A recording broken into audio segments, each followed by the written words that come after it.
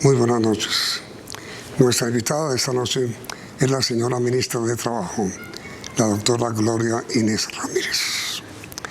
Señora ministra, muy buenas noches y gracias por aceptar nuestra invitación. Buenas noches, Yamir, y muchas gracias a ti por invitarnos. Ministra, varios temas. Primero, hoy se conocieron cifras de desempleo de año a año. Bajó. ¿Qué le pareció la cifra? Bueno, tenemos que decir que de año a año hemos bajado en la tasa de desempleo de 11.1 a 10.3. Eso es muy importante, pero también tenemos que tener claro que de mes a mes, o sea, en diciembre, aumentamos la tasa de desempleo y la aumentamos de 9.3 a 10.2. Esto de verdad que es preocupante, pero también nos muestra lo que es la incertidumbre que hay también a nivel mundial, porque hemos tenido causas externas que han impactado nuestra economía en términos generales. Pero incertidumbre, ¿por qué, señora ministra? Bueno, pues hay una incertidumbre porque tú sabes que todas las causas que se están dando, por ejemplo, como la alza de interés en los Estados Unidos, como la guerra que se está viviendo en Ucrania, tiene impactos directos en los componentes de la economía colombiana, sobre todo el valor de los agroinsumos, de los fertilizantes. Pero la otra cifra que me parece importante, Yamil, es la tasa de informalidad.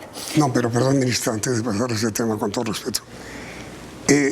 Esta incertidumbre no puede ser también consecuencia de la no claridad que tiene la opinión pública sobre la política sociolaboral del gobierno.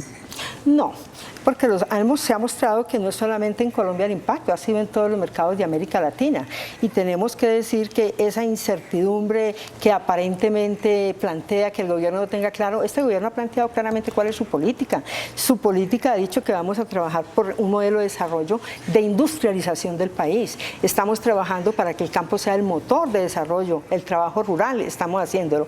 Y en materia, digamos, laboral y pensional, nos estamos preparando para llevar unas reformas que consideramos son muy importantes para que efectivamente los colombianos y colombianas nos pongamos a tono con las nuevas formas del mundo del trabajo, pero también en cómo garantizar el derecho a la pensión, cómo lo universalizamos todos los días más y más.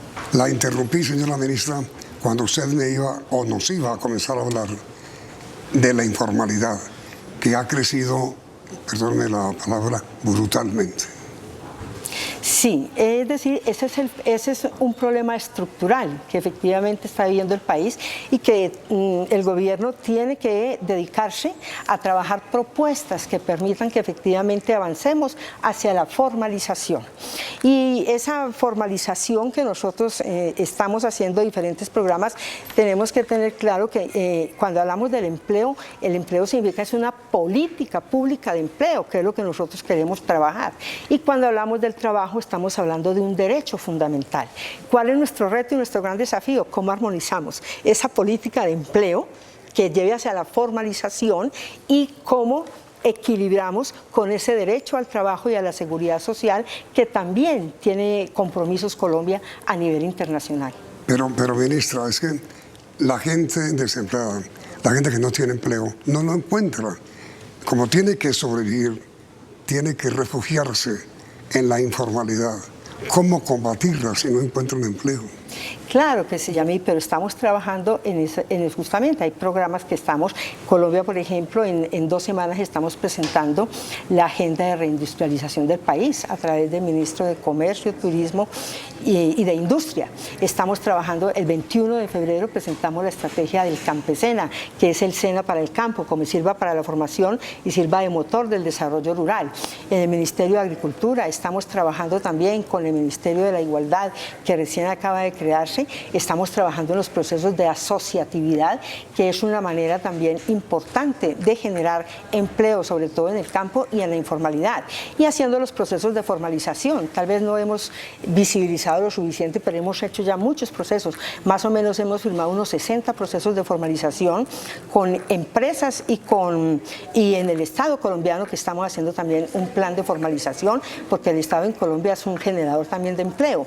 Y finalmente, Yamil, estamos estamos trabajando bastante en los temas de reconversión laboral, que por lo menos en sectores como el corredor minero se vuelve muy importante este proceso, y lo mismo en todo el plan del Pacífico que estamos trabajando, estamos haciendo los procesos de reconversión laboral.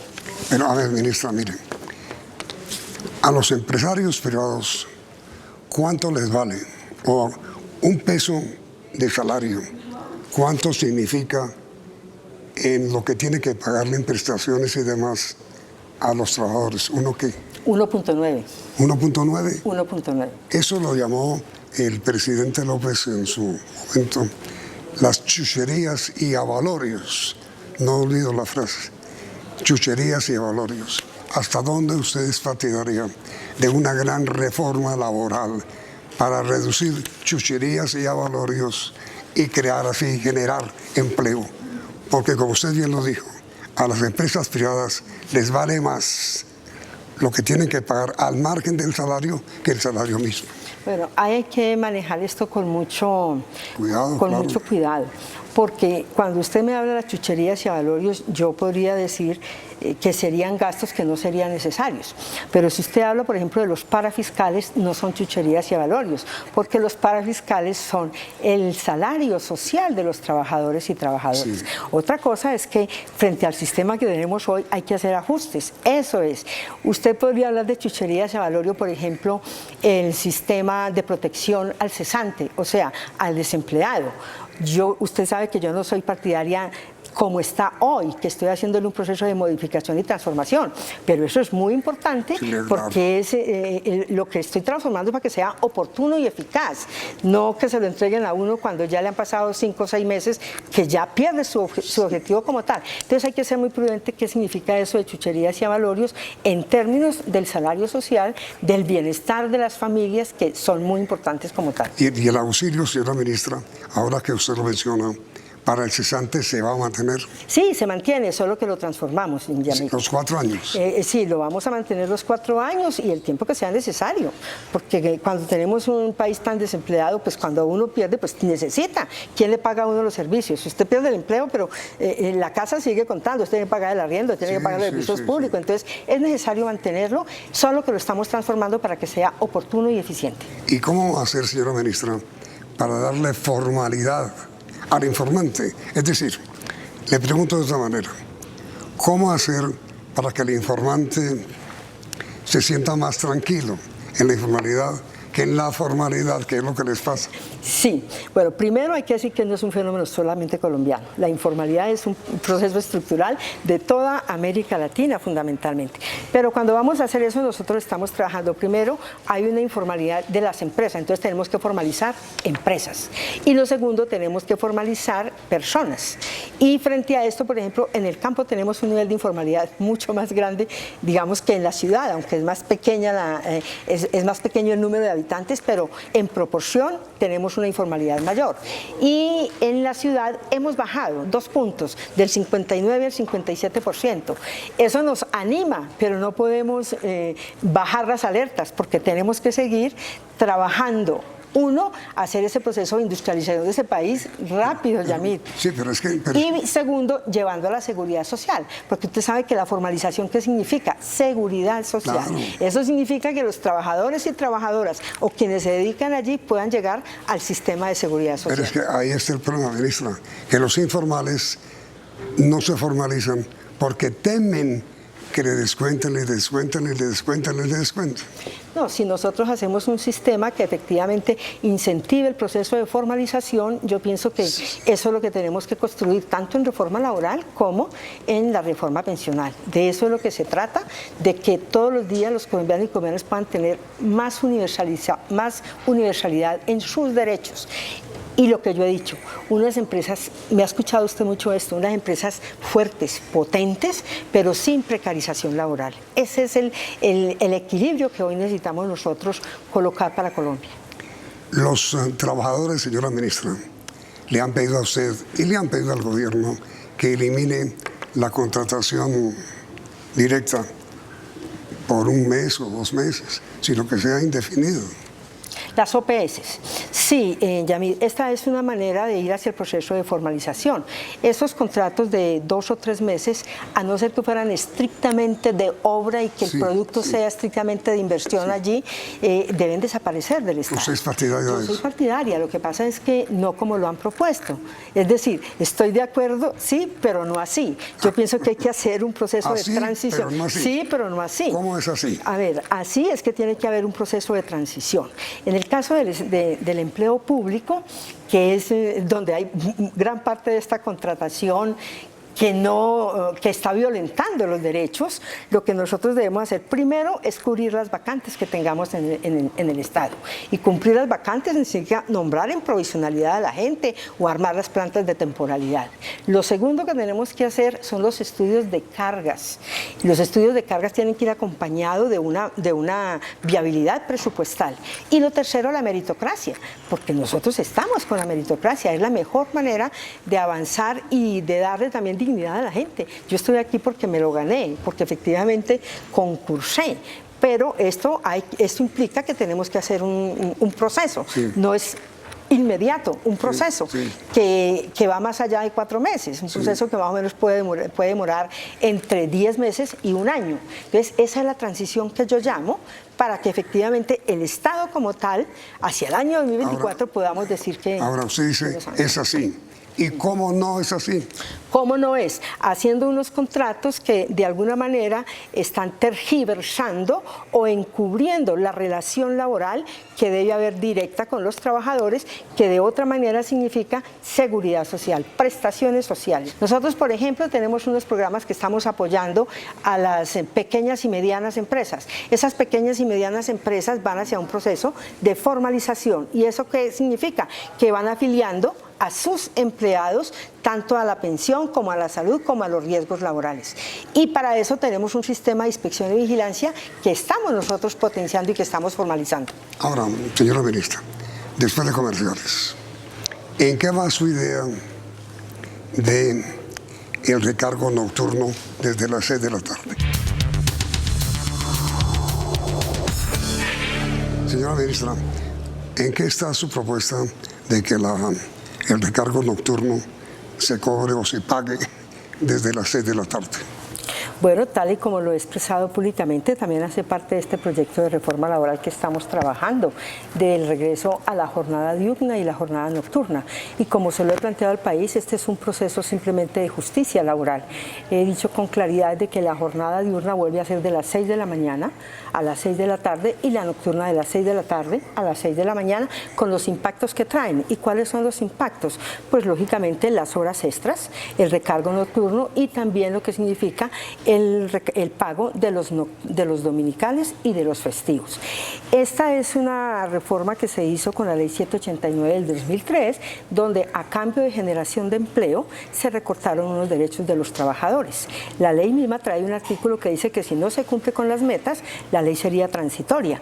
Pues de 18 años después no se cumplieron las metas y la ley sigue allí. Entonces lo que vamos a hacer nosotros es devolver esos derechos de los trabajadores y trabajadoras para que efectivamente armemos un punto de equilibrio hacia las propuestas que queremos de ahora en adelante. Es decir, el día vuelve a ser el día y la noche con sus impactos para los trabajadores. Si usted quiere trabajar más, trabaje más, pero que le paguen más, claro, que le paguen las extras y nocturnas. Y nocturnas también, claro. Pero eso va a ser un proyecto de ley o una resolución. Está en el proceso, lo llevo directamente en el proyecto de reforma. Este proyecto que vamos a llevar al Congreso, trabajarlo y construirlo lo más discutido posible. Esto va a ayudar a que... Lo más acordado, yo diría, y por lo menos identificando cuáles son los puntos que nos acercan y cuáles son los puntos de la diferencia. Entonces, esto va a permitir que haya un debate más tranquilo, más sólido y que de verdad podamos dotar al país de los elementos que le permitan que vayamos hacia el cumplimiento y el desarrollo de la Constitución Política Nacional. Hago mucho énfasis en el artículo 53, que usted conoce muy bien, que da los principios con los cuales debe actuar en Colombia el proceso de relaciones laborales, que es garantista, donde habla de los convenios internacionales, de la OIT, de las jurisprudencias, de la estabilidad laboral, del derecho de favorabilidad, del derecho de progresividad, entre otros. Pero también hay hay otros artículos como el artículo 56, que es el que da el derecho de huelga. En Colombia todavía esto no está claro, porque el derecho de huelga en los servicios esenciales no los ha definido el Congreso de la República. Entonces, aquí llevamos unas propuestas que estamos construyendo, esto qué significa, y ahí ha sido muy rico el debate, porque estamos tripartitamente. Están los trabajadores con sus centrales, están los sectores empresariales y está el gobierno. Entonces, vamos a trabajar para que ese artículo que vamos a radicar el 16 de marzo pueda de verdad avanzar y llevar temas mucho más profundos y mucho más claros para que el Congreso pueda cumplir mejor su papel. Pero, señora ministra, en este momento hay dos comisiones tripartitas, digamos. Sí. La comisión que busca un acuerdo sobre pensiones y la comisión que busca un acuerdo sobre reforma laboral. Sí. Parecería que en la reforma laboral, en la comisión, hay mucho más desacuerdo que en la reforma pensional. ¿Cuál es la posición de los trabajadores en la reforma pensional? Bueno, en la reforma pensional, yo quiero decir primero que hay un avance cualitativo para el país, porque ya todos estamos de acuerdo en que va a ser una reforma de pilares. O sea, en eso ya hay como un consenso, podemos decirlo, ¿ya? ¿En qué la edad se mantiene? No, es de que son los sistemas de pilares. El pilar solidario, un pilar contributivo y un pilar que yo llamo complementario. En el pilar solidario todos estamos de acuerdo. En el pilar contributivo es donde está el debate profundo. En ese pilar contributivo, las centrales obreras lo que nos piden es que no haya sistema de ahorro individual, sino que en el pilar contributivo sea solo público, o sea, solo Colpensiones. Perdona, pero ¿acabando los fondos? Sí, acabando los fondos. Es lo que a nivel del contributivo público. ¿Trabajadores piden acabar los fondos públicos? En el contributivo, los fondos privados.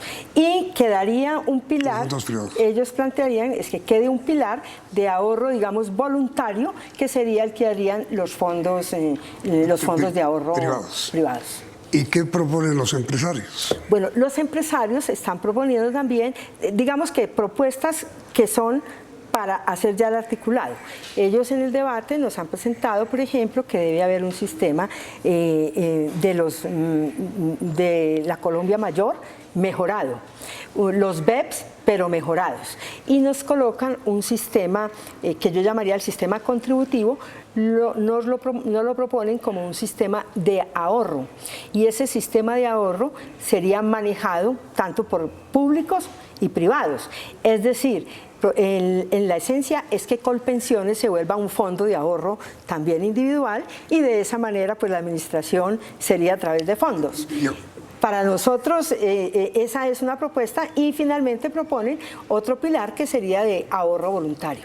En síntesis colocarían un sistema contributivo de ahorro obligatorio, ¿ya? Donde sea administrado por públicos y privados, todos en fondos de ahorro, solo un fondo de ahorro público y los fondos de ahorro privado. Y un tercer pilar que sería el de ahorro voluntario. Esa es la propuesta que han colocado, digamos, sobre la mesa para empezar a discutir y trabajar. Y el gobierno presenta otra propuesta. Nosotros lo que estamos pensando primero es cómo universalizamos el derecho. Y para eso estamos planteando un pilar solidario. Recuerden que esta propuesta nace de que el presidente de la República ha dicho que para esos 3 millones de colombianos que hoy no tienen ninguna posibilidad de un ingreso, se les dé un ingreso de 500.000 pesos. Es lo que planteó. Si no han cumplido las condiciones, o sea, si no han tenido acceso a una pensión. Es decir, un subsidio universal. Un subsidio universal. Esa es la propuesta, digamos, que ha hecho el presidente. Desde luego que para hacer esta propuesta, nosotros vamos entonces al sistema de pilares. ¿Y esto qué pasa? Que claro, en el pilar solidario todos estamos, ya es configuración. Y nosotros colocamos un sistema contributivo. En ese pilar contributivo, que es nuestro segundo pilar, es donde hay un gran debate, porque nosotros estamos planteando un sistema híbrido, es decir, que se haya una contribución, una cotización hasta 4 salarios mínimos en el sector público, o sea, en Colpensiones, y de 4 salarios mínimos en adelante al sistema de ahorro individual, que es, digamos, voluntario. O sea, que todos los trabajadores de Colombia, ganen mucho o ganen poquito, hasta 4 salarios mínimos cotizarían en Colpensiones, y de 4 salarios mínimos en adelante lo que les quede irían al sistema de ahorro individual. Y luego ponemos un pilar complementario que es de ahorro también voluntario, también para que los trabajadores y trabajadoras que tengan o los que ganen mucho más puedan ahorrar también voluntariamente. Pero el asunto es, ¿y qué reciben los que no tienen empleo? Pues claro, eso implica que tiene que haber, por eso yo he dicho que el empleo es una política pública, y eso es lo que nosotros vamos a hacer. Mira, Yamil, en ningún país del mundo a punta solo de ahorro se puede mantener las pensiones. Ahí eso tiene que ser un trípode, tiene que estar el ahorro, desde luego, la cotización, el gobierno, los trabajadores y los empleadores. Y señora ministra, mi pregunta final, ¿de dónde saca el gobierno fondos para crear ese subsidio a todos los que no tienen empleo? Bueno, Yamil, aquí hoy tenemos que mirar ¿cuál es el problema central? El problema central es que hoy tenemos 2 sistemas o 2 regímenes, como lo quieras llamar, el público y el privado. Sí. Uno que tiene muy pocos afiliados, que es el público, y muchos pensionados. Tiene 6 millones, casi 7 millones de afiliados y tiene 1.500.000 de pensionados. Sí. Y otro sistema que tiene muchos afiliados, más de 18 millones, y solo muy poquitos pensionados, que son 294.000. Nosotros tenemos que hacer un sistema que fluya. Por eso estamos proponiendo un sistema híbrido que permita que efectivamente el primer pilar es solidario, un segundo pilar contributivo, fortalecido con la cotización sobre 4 salarios mínimos, y de ahí en adelante voluntario al sistema de ahorro individual. Esto tiene un impacto ¿sobre quién? Sobre los 4 fondos de ahorro. O sea, esto impacta Porvenir, impacta Protección Oisura, impacta Scandia, impacta... Sí, todos los fondos los cuatro, son 4 fondos que son impactados. Y desde luego, la discusión que está es en esa parte del segundo pilar. ¿Cómo es? ¿Cuánta gente se viene, pero con cuánta platica? Sí. Porque si no, no vamos a poder... Y el presupuesto general de la Nación hoy tiene 18 billones la puerta del sistema para poder mantener las pensiones, el hueco que hay de pensiones. Sí. Entonces, si nosotros hacemos que esto fluya, esos 18 billones no los vamos a sacar del sistema, pero sí podemos entonces profundizar para que esos 3 millones de adultos mayores que no tienen nada puedan gozar de este subsidio. Pero, ministra, si no lo van a sacar del sistema, ¿de dónde lo sacan? Pues sale del presupuesto general de la Nación. Y poco a poco vamos a ir haciendo que el sistema funcione. Pero no van a buscar que los fondos privados contribuyan a financiar a Colpensiones. Pues claro, cuando hacemos nada más, cuando tú cambias el pilar de contribución, ahí ya hay un punto de achatamiento claramente de lo que significan los fondos privados. Eso ya es un punto. Por eso la mayor discusión está ahí. Que eso es lo que no aceptan. Que eso es lo que no aceptan, porque ellos nos están proponiendo es un sistema de ahorro general que pueda ser administrado por públicos y privados, es decir, que Colpensiones se vuelva un fondo de ahorro más. Nosotros decimos, no, hagamos un sistema híbrido donde fluyan, y sí, viene la gente, pero viene con una plática. ¿Cuánta? Pues eso es lo que tenemos que discutir y ponernos de acuerdo en la mesa. ¿Y eso va a ir a ley? Eso va a ley, esa es la propuesta de reforma. Es decir, el cambio de la reforma pensional es, 1, al sistema contributivo general. Aquí no vamos a tocar los regímenes de las fuerzas militares, ni de los maestros, nada de eso. Solo este general, es lo primero. Lo segundo, no le tocaremos un peso de los ahorros a la gente. Recuerden que hoy los sistemas de ahorro privado funcionan por el criterio de portafolio, y el portafolio tiene 3 principios: el de la rentabilidad, el de la liquidez y el de la seguridad. Esos son los elementos con los que juegan. Eso no significa que usted tiene hoy su platica ahí ahorrada y está ahí en una bolsita esperando a que usted se envejezca y se la den. No, eso mientras tanto está invertido, que esté produciendo, que está capitalizando, y de esa manera, cuando usted cumpla los requisitos, se lo van devolviendo en cómodas cuotas mensuales, digámoslo de esa manera. Lo que nosotros estamos aquí hoy proponiendo, que es en el sistema de reparto que tiene hoy, es que se trabaja hacia allá, subsidiamos toda la parte del pilar solidario, y de esta manera vamos ampliando con un periodo de transición poco a poco los recursos que permitan que efectivamente el sistema empiece a ser un sistema solidario y compensado. Eso es lo que estamos haciendo. Significa, y perdóneme, ya que me largue un poco, es que necesitamos que los jóvenes entren a la cadena productiva. Generamos empleo para que la gente pueda cotizar y fortalecer y hacer potente este sistema. Ardua labor la que le espera, ministra. Sí, no es sencillo, pero lo estamos tratando con mucho rigor técnico. Sabemos que es un tema de mucha sensibilidad para el país, pero sobre todo de mucha responsabilidad para todos y todas. Que tenga mucha suerte. A usted, muchas gracias. Y muy amable, ministra, por su visita. A ustedes. Y a ustedes, televidentes, gracias por la sintonía y los invito a que continúen aquí en Noticentro 1. Sí.